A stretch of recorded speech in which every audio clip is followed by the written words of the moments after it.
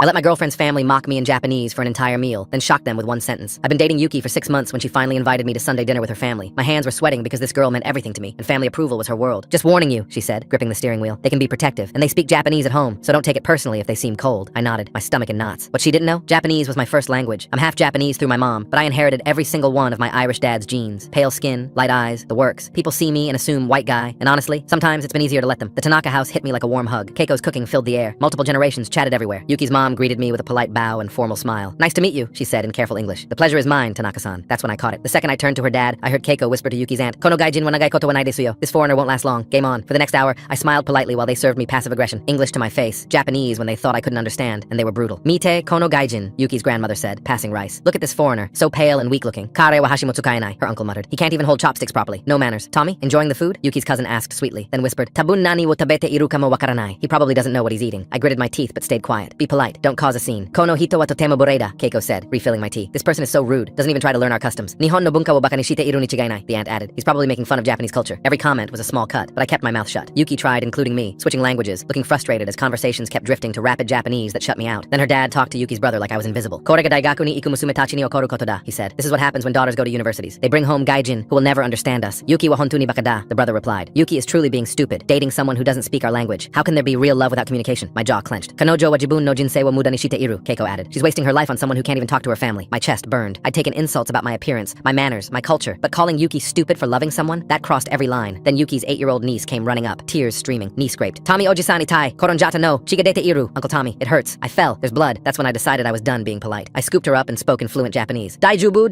misete, taishipita koto nai kedo, kirei ni shu. Every conversation stopped. Chopsticks froze midair. I carried her to the kitchen, my voice carrying back as I cleaned her scrape. Obachan ga itsumo ite ita no, kazoku no kisu ga ichiban yoku naosute. The silence was deafening. When I returned, 15 pairs of eyes stared at me like I'd risen from the dead. Itsu kara nihongo wo hanashite iru no, her father whispered. I looked him straight in the eye. Umareta toki kara, since I was born. Keiko's face went white. Ya, kite ita no ka, then you heard. Zenbu, everything. I switched to perfect Japanese. I heard how I'm just another weak, pale gaijin with no manners, how I can't use chopsticks, how I'm making fun of your culture. But what hurt most was hearing you call the woman I love stupid for choosing me. Complete silence. My name is Jacob Yamamoto O'Connor. My mother is Yamamoto Michiko from Kyoto. I was raised speaking both languages, spent summers with my Obachan, and yes, I know authentic Japanese culture. Yuki's grandmother stood up, tears streaming. Tommy-kun, gomen nasai. I'm so sorry. I stayed quiet to show respect, I continued. Even when you talked about me like furniture, even when you questioned whether I could truly love Yuki, the little niece tugged my shirt. Tommy Oji-san, tell them about Obachan's garden. I looked around the table, then at Yuki, who was staring like she'd never seen me before. Maybe another time, I said softly. I kissed Yuki's forehead. I'm going home. You have family business to handle. 2 days later, her dad called. Jacob-kun, we owe you an apology. Come back this weekend? Keiko wants to make her Obachan's katsu. Only if you keep speaking Japanese. I'm dying to tell you about the time my Obachan chased door-to-door salesmen with a bamboo broom. That weekend, the niece introduced me as Tommy Oji-san, who speaks 2 languages and tells the best stories. Her grandmother cried when she realized my Japanese was more formal than her grandchildren's.